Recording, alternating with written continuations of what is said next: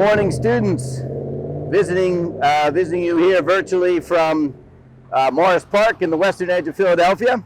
Here as part of our Explore Your Backyard and Explore Your World series for our week together. In an urban park setting, our goal today is to do some tree inventory with the idea of exploring the ecological services of our backyard habitats. So often forgotten and often overlooked and sometimes abused, these urban parks play really critical roles in terms of the ecological value and services of our region. Today we'll be looking at tree diversity. We'll also be exploring carbon sequestration. In the ongoing battle on climate change, we have to think much bigger and much more comprehensive than simply the vast tracts of national parks and other protected areas. It's important to embrace our own region, our own backyards, our own parks, so that we can combat climate change.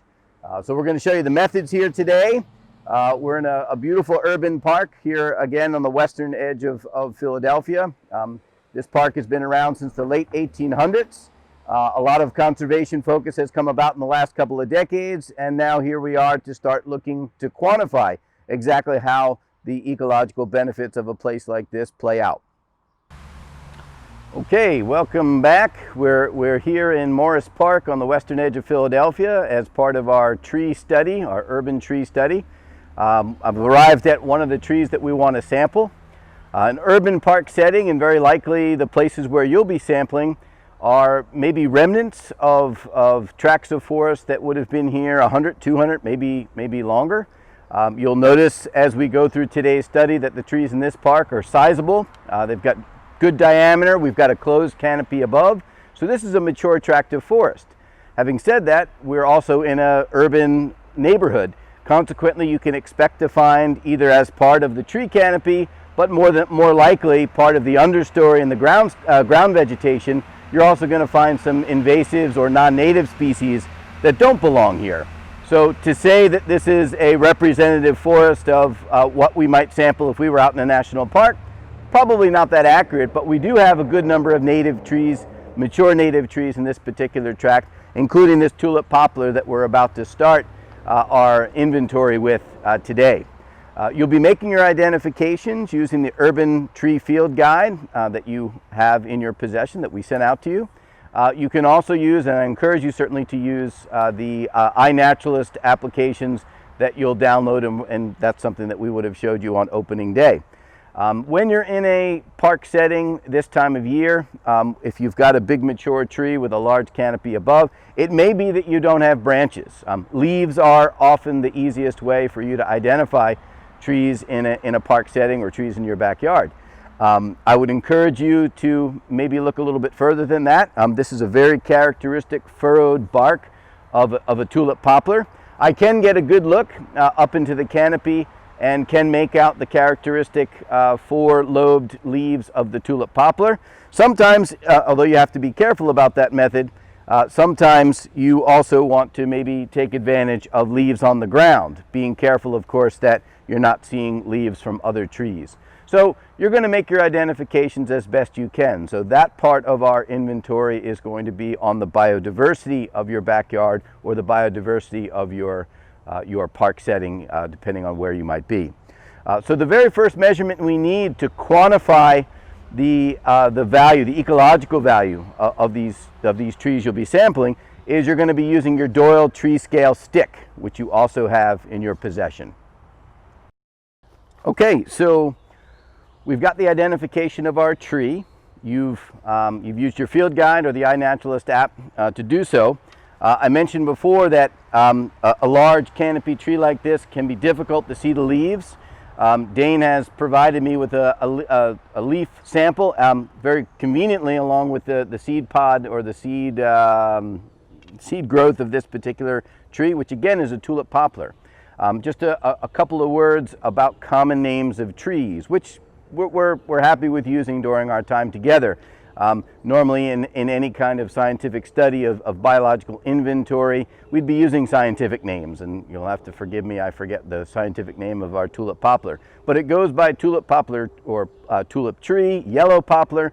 There are a handful of common names, and that can be confusing especially considering that we've got participants that are coming from as far west as California, and of course here on the East Coast as well. So be careful about the common names, but we can also troubleshoot some of that stuff when we meet together for our studies. So as I mentioned, the data point that we need for this particular tree, once we've got it identified, is you're going to be using your tree scale stick. The tree scale stick, which was in your lab kit that was sent out to you, has two sides to it. Very, very important that you're always using the side. For our applications, you're going to always use the side that says diameter of tree in inches, not the side that says diameter of log, simply because the log would imply that the tree has been cut and you're measuring a stretch of that tree's trunk that's on the ground or elsewhere. So again, we're using the side, always double check to make sure you're using the side that says diameter of tree. This simple, relatively simple instrument has a lot of information that's provided. And in fact, this is all we'll need for the initial measurements while we're in the field. So to use the tree scale stick, the directions are actually printed very conveniently on the face of it. You're going to hold the stick at arm's length. Your arm will be straight at shoulder height. And I'm going to line up the logging stick directly up against the trunk of the tree that I'm sampling. I will line up the left side of the logging stick in my sight with the outer edge of the left bark, and without moving my head and looking back in the other direction, I look to see what number intercepts the right side of the bark. So once again, arm out straight at shoulder height, logging stick, or tree scale stick rather, up against the trunk of the tree. I line up the left side in my field of view, looking back in the direction, and I max out. Interestingly enough, this first tree that we're sampling comes in at about 40 inches in diameter, which is the maximum number for the tree scale stick. So we've got the identification of this tree as a tulip poplar. We now have the diameter estimate at about 40 inches. And from there, we need to determine how many sections of trunk, and that's going to be in our next segment. So we're ready to make our second measurement of our tulip poplar tree here in Morris Park. Just a couple of words about field safety while you're out in an urban park setting, or for that matter, possibly your backyard. This next measurement is going to require me to be 20 meters down the trail from the tree that I have sampled. Now this is a large trailside tree, so I'm not going to have any concerns about identifying this tree, but sometimes you're going to be maybe making your way through the undergrowth. Things to be mindful of course, would include things like poison ivy. Make sure you familiarize yourself with that. We could say a few more things about that in our safety intro during the beginning of the week. Also consider mosquitoes and ticks. And if you're in an urban park setting, it's always a good idea to have a friend or a family member along with you. So just be careful of uneven terrain and ultimately your general safety while you're out here doing your tree sampling. So again, right behind me is our tulip poplar that we just measured the diameter at 40 inches. I'm now going to pace out down the trail. Normally this would be done with a tape that we pull out to 20 meters, but the field ecologist has to be resourceful. This is not something that was in your kit that we sent out to you, but estimating a 20-meter distance is not too hard once you know what your pace is with a standard 1 meter length. So I'm using one side of a 1 meter quadrant, 1 meter square quadrant. I'm placing it on the ground, and I'm going to basically take a step that covers that 1 meter distance. Once I've covered that 1 meter distance, I can approximate 19 more paces and bring me out to the distance I need to be for our next measurement, which also, by the way, requires our logging stick. So I'm going to pace out now down the trail to 19 more meters, 20 meters total, or 66 feet. If you forget that number, once again, it's right on your logging stick. So I'm going to head on down the trail.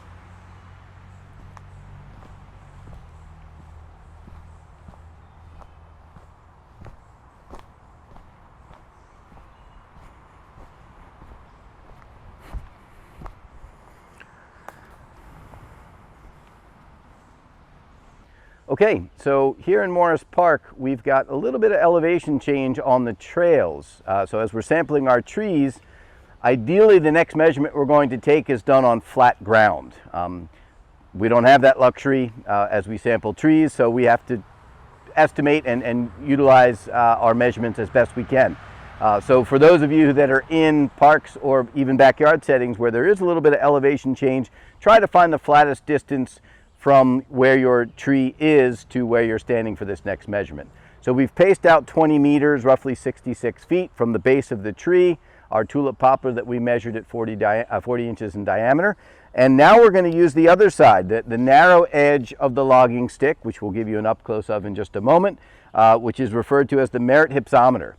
This side of the instrument, standing at 66 feet, has been calibrated to measure the number of 16-foot logs that could be obtained from that tree. Now, there's two sides to this. If a logger came in or if a forest harvest was going to take place, you'd cut that tree and this would estimate the amount of logs you could get from that tree. What we're going to use that number for, beyond just dollar value or timber product, is we're going to use that number to estimate the volume of wood which we can then convert over to stored carbon dioxide equivalent.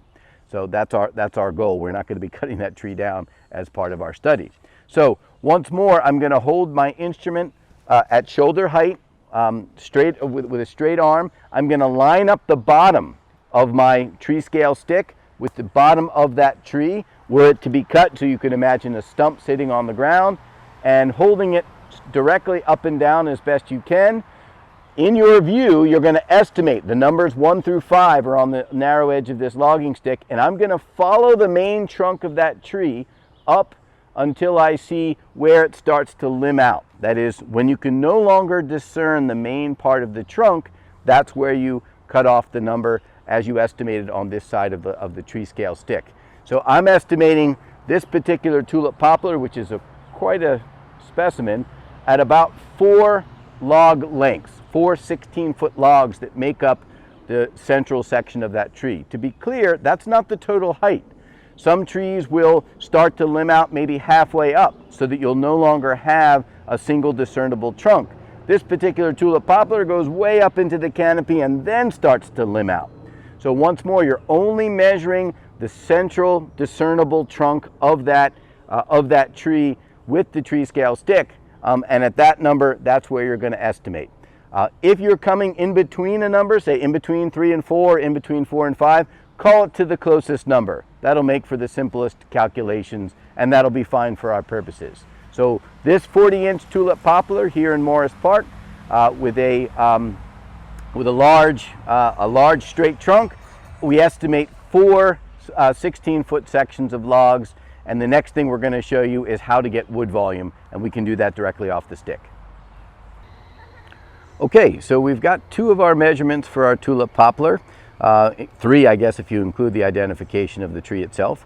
Our tulip poplar measured 40 inches in diameter. At 20 meters out from the base of that tree, we estimated 4 logs making up the central trunk of that tree.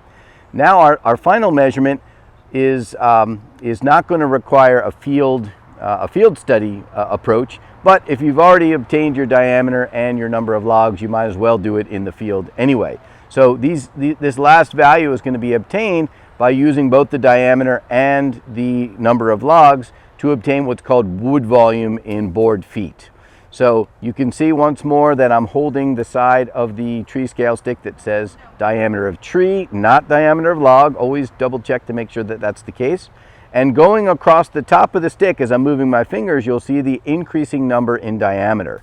So right over here by my left hand and my index finger here, I've got the value of 40 inches, which is the maximum value on the tree scale stick. Underneath that number of 40 inches in diameter, you'll see 5 boxes. Each of those boxes represents the number of logs in order. And so you'll notice as you go down underneath 40 inches in diameter, you'll see that the number in wood volume increases. So if I follow down my 40-inch diameter over here and follow that down to the 4th box, I get 2,260 board feet of wood coming out of the trunk of that tree. That's the number that we're going to use. We could use that for market value, which we might explore along with this study, but more specifically we're going to use that 2,260 to determine, or estimate rather, the amount of above ground carbon dioxide equivalent sequestered in that particular tree in our plot.